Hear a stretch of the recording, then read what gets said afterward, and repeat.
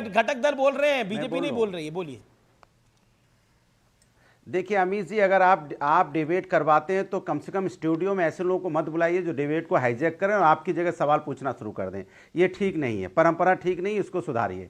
नहीं तो सबको स्टूडियो से बाहर रखिए, ये तो ठीक नहीं है ना। वो सवाल पूछे लगे, हम पूछेंगे अभी हाथरस के एसएसपी कौन है, इतना बड़ा कांड हो गया, हाथरस का डीएम कौन है बताइए। अपने देश में जहाँ इतना बड़ा कांड हो गया उसके डीएम का नाम बताइए, बताएंगे आप? एसडीएम का नाम बताइए क्या है।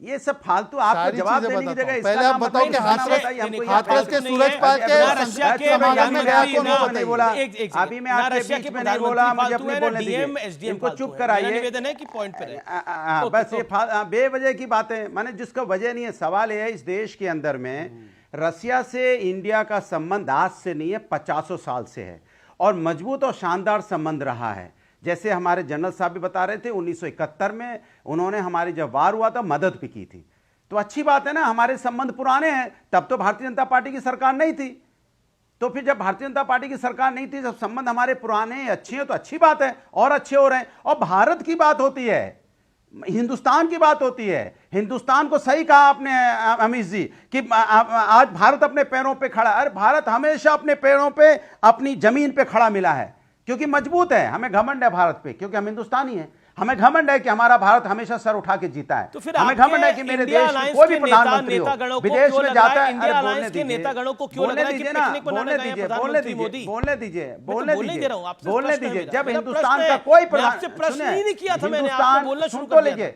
मेरा प्रश्न है कि प्रधानमंत्री पिकनिक मनाने गए हैं, ये इंडिया अलायंस के नेता क्यों कह रहे हैं? मैं कह रहा हूं हिंदुस्तान का कोई भी प्रधानमंत्री, क्योंकि हिंदुस्तान का प्रधानमंत्री होता है ना, भारतीय जनता पार्टी ये ना बोले कि भारतीय जनता पार्टी का प्रधानमंत्री, ऐसा बोलने की कोशिश नहीं होनी चाहिए। वो ऐसा दिखाने की बात करते हैं कि नहीं, भारतीय जनता पार्टी के प्रधानमंत्री हैं। अरे भाई हिंदुस्तान के प्रधानमंत्री हैं और हिंदुस्तान का हर व्यक्ति मजबूत है। हर व्यक्ति की वजह से आज प्रधानमंत्री मजबूत होते हैं। हिंदुस्तान के कोई प्रधानमंत्री हो, किसी दल किसी पार्टी का हो, क्योंकि हिंदुस्तान का एक एक व्यक्ति मजबूत है पूरे वर्ल्ड में, इसलिए हिंदुस्तान का सम्मान होता है। अमेरिका जाइए तो हिंदुस्तान के आपको यहाँ सॉफ्टवेयर इंजीनियर, बड़े बड़े इंटेलिजेंट आपको डॉक्टर मिलेंगे। आप अमेरिका चाहे आप यूके जाइए आपको मिलेंगे। क्यों? उन्होंने, मैं कहने का प्रयास ये कर रहा हूं कि हिंदुस्तान मजबूत है, इसलिए हिंदुस्तान के मैं समझ गया, हिंदुस्तान मजबूत है।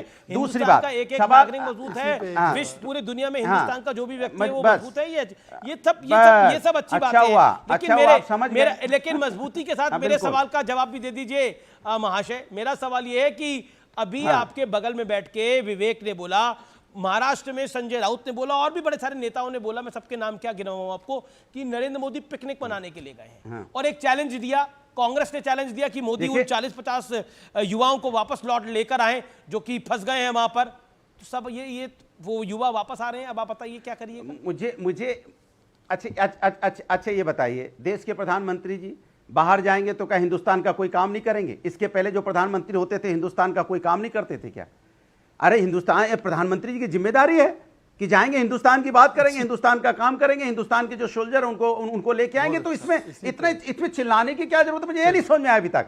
भाई ये हिंदुस्तान की, ये तो उनकी जिम्मेदारी है ना, हिंदुस्तान के पूरे, चूंकि उनके 140 करोड़ की पॉपुलेशन का देश है और उनकी जिम्मेदारी। हम अगर सवाल पलट के पूछ देंगे, नहीं अभी जवाब नहीं हुआ, तब से बीजेपी के प्रवक्ता ही बोलेंगे तो हम लोग कब बोलेंगे बताइए? मुझे बोलने दे। नहीं ये गलत बात है अमीश, ये गलत बात है। आप 18-19 मिनट बाद आएंगे कि बीजेपी के प्रवक्ता कोई बुलवाएंगे तो आप उन्हीं को अकेले बुलाया करो। नहीं, आप बीजेपी के प्रवक्ता को अकेले बुलाया करो, बोला आप बोलते रहो और सब लोग बोले। अरे हमें बोल भी तो खोलने दो थोड़ी। चलिए अभी तो आप यही बोलने दीजिए, मुझे बोलने नहीं देना चाहते क्योंकि एक्सपोज हो जाते हैं। ये गलत बात है, ऐसे नहीं चलेगा, ऐसा नहीं चलेगा अमीश जी, ऐसा नहीं चलेगा। हाथरस के हम लोग सवाल उठाते हैं जब देश के हाथरस पे मैंने चर्चा कर ली है। हाथरस का विषय बहुत चर्चा हो चुकी है।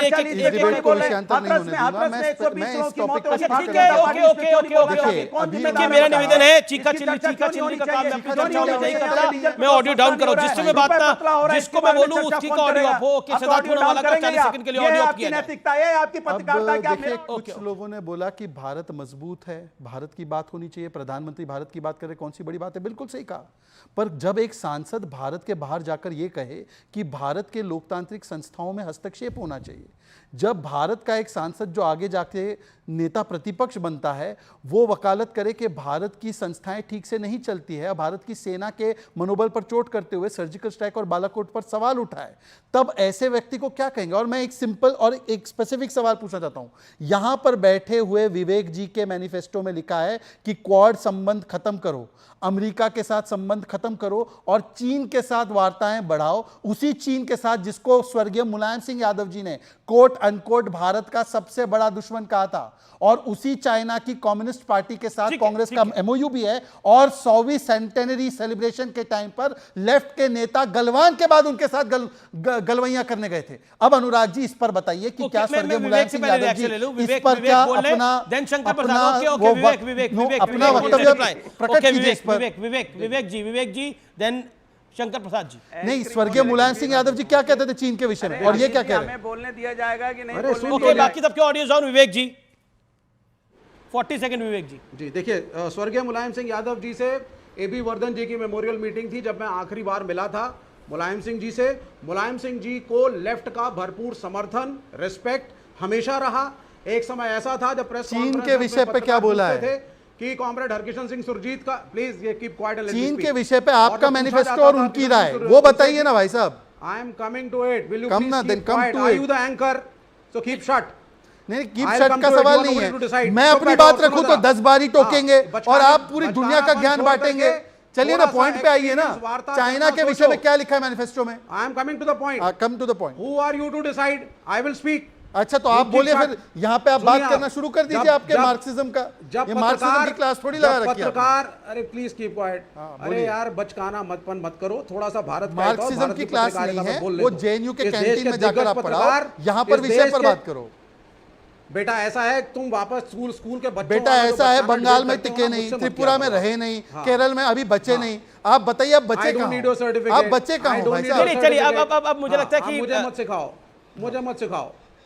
I need to speak अभी। चाइना पे आपका स्टैंड क्या है? ओके, एक वैलिड सवाल था विवेक जी, एंड यू आर आप एक सीजन्ड आदमी है, तो मुझे 40 सेकंड दिया जाए ना सर। उस प्रश्न का जवाब एंकर नहीं है ना। सवाल था कि क्या आपने बोला प्रधानमंत्री पिकनिक के लिए गए, आप फिर शहजाद का एक वैलिड पॉइंट था, उसका जवाब तो मुझे बोलने दीजिए। आप शहजाद की बैटिंग ना करें, मुझे बोलने दीजिए जरा 40 second. Shehzad, he is not the anchor, he is not supposed to intervene। he is not। सबसे पहली चीज है, लास्ट टाइम, हाँ, तो he is trying to be the anchor, that is the problem. भाई वो भी कह रहे हैं, अनुराग भदौरिया भी। अरे अनुराग, हाँ, वही तो प्रॉब्लम। अब सुनिए सर, आप ये है कि जब पत्रकार और सीनियर पत्रकार जब पूछते थे मुलायम सिंह यादव से कि कॉमरेड हरकिशन सिंह सुरजीत ने बयान दिया है तो आप इस पर क्या बोलेंगे, तो मुलायम सिंह जी का कहना था कॉमरेड ने कहा, मतलब मुलायम सिंह ने कहा। अब आप सुन लीजिए, जब मुलायम सिंह जी यादव डिफेंस मिनिस्टर बने तो एक ट्रीटी साइन की गई भारत सरकार और चीन के बीच में, जिसमें लाइन ऑफ कंट्रोल के कुछ मीटर उधर और कुछ मीटर इधर तक गन्स और असला अलाउड नहीं था। यह मुलायम सिंह यादव की एज अ डिफेंस मिनिस्टर बहुत बड़ी कामियाबी थी और लेफ्ट का पूर्ण समर्थन था उनको। हमारे सेना के सैनिकों से स्कर्मिश हुआ, हथियार ले लेना कामयाबी थी। Casualties on both side, keep shut. General ji से पूछिए कि minimum casualties on both sides. We are a peace loving country. हम एक शांतिपूर्ण देश है, लेकिन मिनिमम कैजुअलिटीज हुई है दोनों तरफ की। सेंसिबल बात करो। तो अमेरिका के साथ ओके, शंकर प्रसाद जी, मुझे शंकर प्रसाद जी के पास जाना है।